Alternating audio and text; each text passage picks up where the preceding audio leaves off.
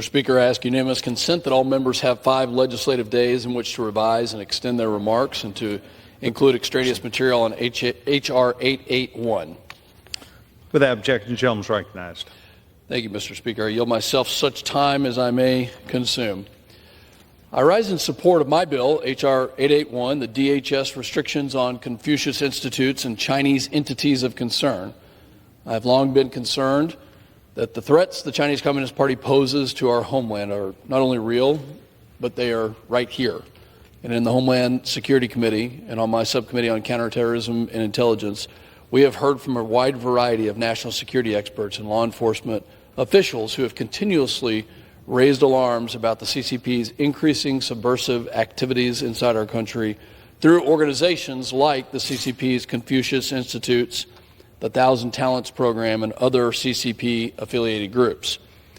While Confucius Institutes are presented as centers for promoting Chinese language and culture, it is proven that they have been used to steal critical research, recruit talent for military-civil fusion enterprises, conduct espionage, commit transnational repression, and influence academic institutions to the benefit of the CCP.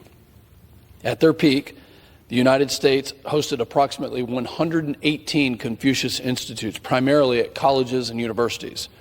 And now there are fewer than 14 active Confucius Institutes today, but the danger still remains.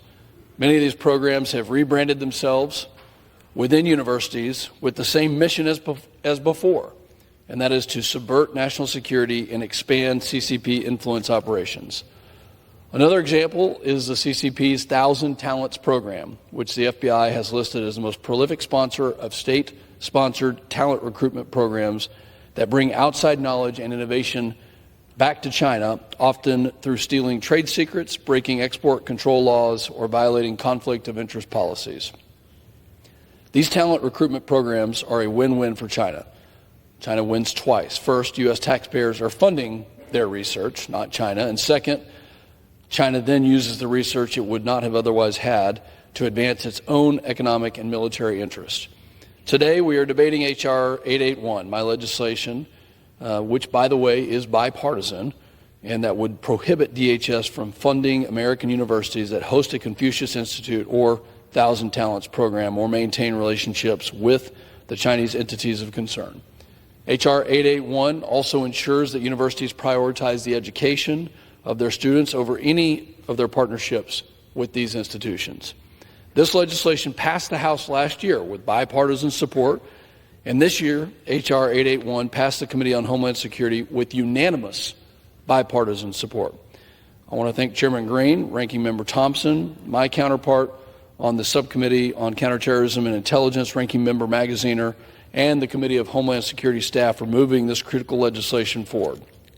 The DHS Restrictions on Confucius Institutes and Chinese Entities of Concern Act would play a vital role in protecting our students, intellectual property, and national security.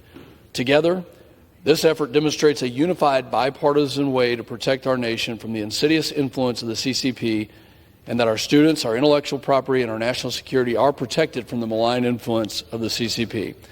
I'd like to urge all of my Republican and Democrat colleagues to support this legislation. Thank you, and I reserve the balance of my time. The gentleman reserves his time. Distinguished gentleman from Mississippi is recognized.